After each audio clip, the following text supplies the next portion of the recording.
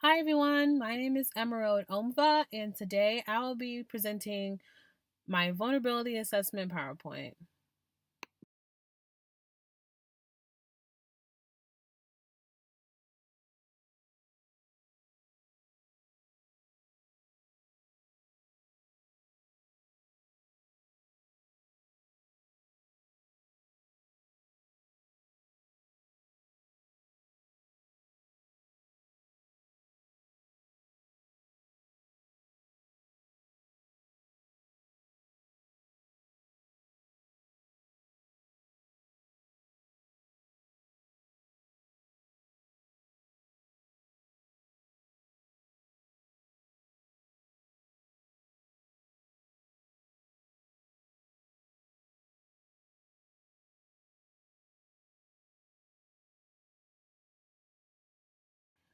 The main purpose of this assessment was to identify high and medium severity vulnerabilities that could expose the system to unauthorized access or data compromise. So, in my executive summary, I'm basically just saying I'm explaining to everyone that the server that I evaluated within the IP address was 192.168.1.30, which you can see in this picture right here off to the left. I had several weaknesses, including exposed data services, unencrypted communication protocols, and services that are unnecessary for normal operations. Each of these findings increases the risk of attackers gaining access or just causing damage. In response, I developed a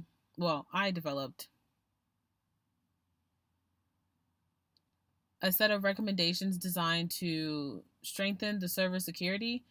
These recommendations include patching outdated software, restricting access to sensitive services, hardening configurations, and disabling services that are not required. By implementing these actions, the system's overall security posture can be significantly improved, reducing the likelihood of incidents and ensuring a safer environment for the services it provides.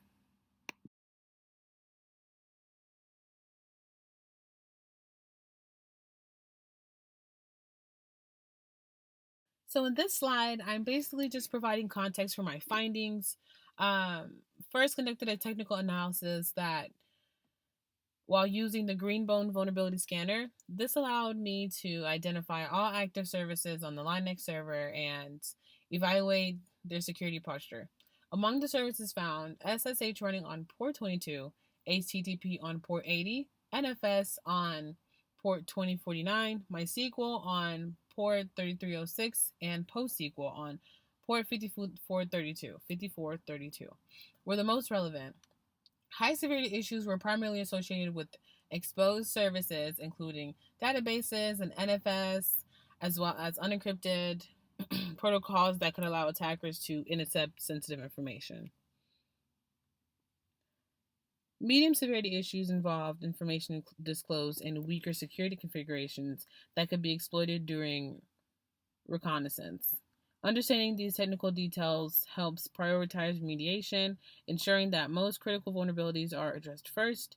This also demonstrates how routine vulnerability scanning can be effective, preventive, measuring and maintaining system security.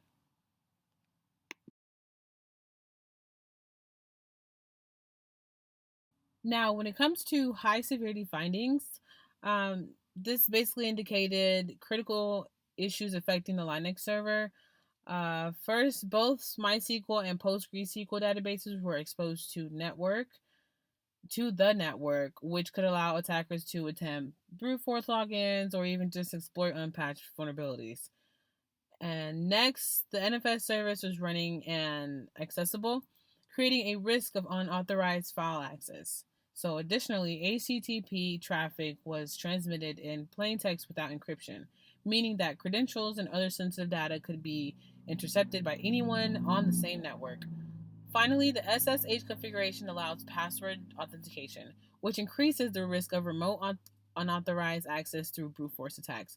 All of these issues represent direct paths for attackers to compromise the system, making them high priority targets for remediation. If left unresolved, These kind of vulnerabilities could result in significant data loss, theft of credentials, or full system compromises.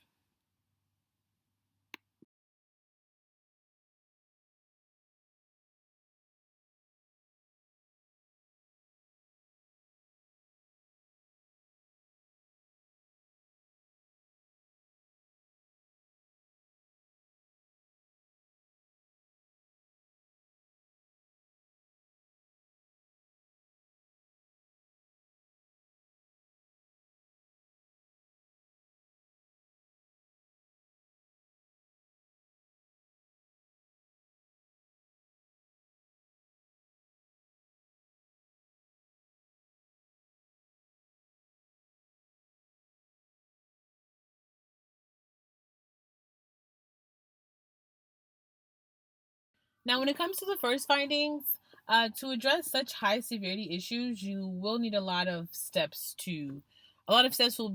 will have to be taken to help implement these remediations. Access to MySQL and PostgreSQL should be restricted to localhost or trust host only, and firewall rules should block any external access.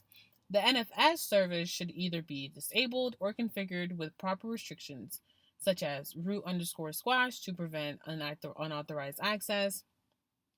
HTTP should be upgraded to HTTPS with a valid TLC certificate, ensuring that all communication is encrypted and secure. For SSH, password authentication should be disabled, and key based login should be enforced, making brute force attacks significantly harder. Implementing these measures will drastically reduce the system's exposure to attackers and honestly overall improve overall security. When following these recommendations, these will definitely ensure Linux server adheres to best practices and securing network accessible services.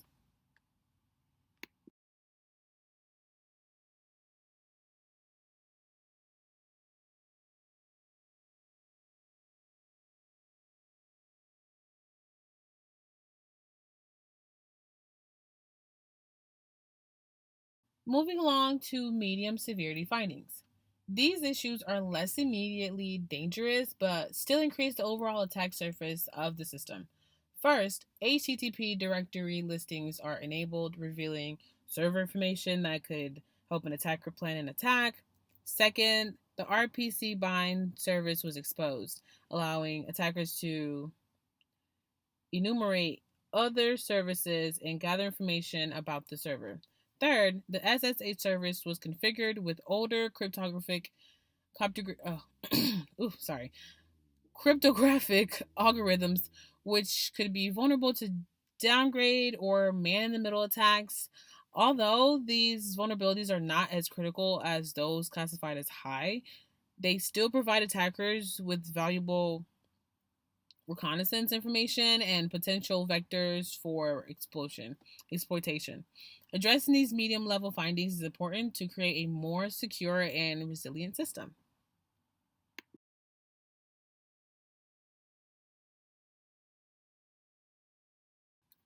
And when it comes to medium findings and remediation, so to remediate medium severity vulnerabilities, several steps have to be taken as well. First, HTTP directory listing should be disabled and server banners removed to hide information. Second, RPC bind access should be restricted to trusted networks or disabled entirely if not required. Finally, the SSH configuration should be updated to remove older cryptographic algorithms and enforce stronger ciphers and key exchanges. These changes reduce the system's information exposure, limit potential attack vectors, and improve the cryptographic strength of communication. Implementing these recommendations ensures that systems medium level vulnerabilities are addressed in a way that complements Jesus.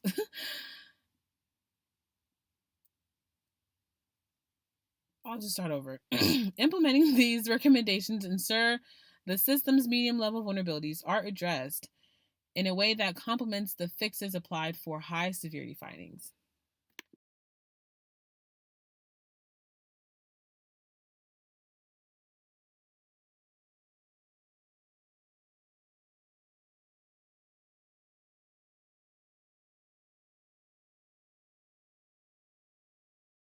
So for supporting evidence, I did add a screenshot on the first and second slide. I also have a reference page. I did provide Greenbone's scan report that was provided by our instructor, which shows all vulnerabilities detected and their associated severity levels. In addition, Nmap scan screenshots demonstrate the open ports and running services on Linux, confirming the presence of all active services.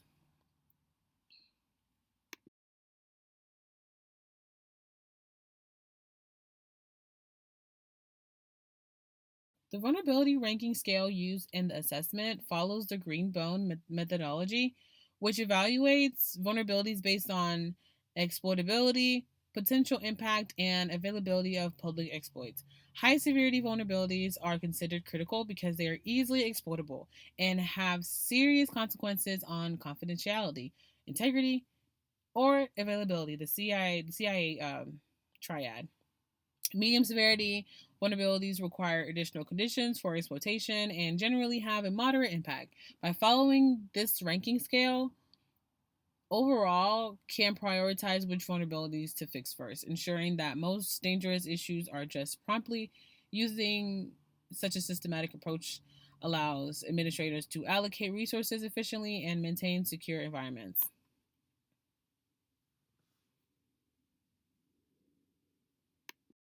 Finally, references are included to support my analysis and recommendations presented in this assessment. Key sources include the Greenbone Network documentation, which the professor provided, which is a report scanned. The Linux Foundation provides best practices for securing services and additional configurations on Linux systems. Um, I also used a textbook and a the Smith L best practices for SSH hardening. Information security was also a great help. I used that in my last security class, and it's definitely been a really great way to find good information and up to date information. But yes.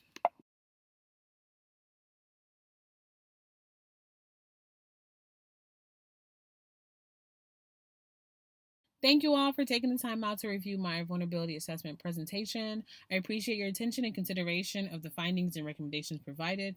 I hope this assessment offered a clear understanding of Linux system security posture and highlighted actionable steps to improve it.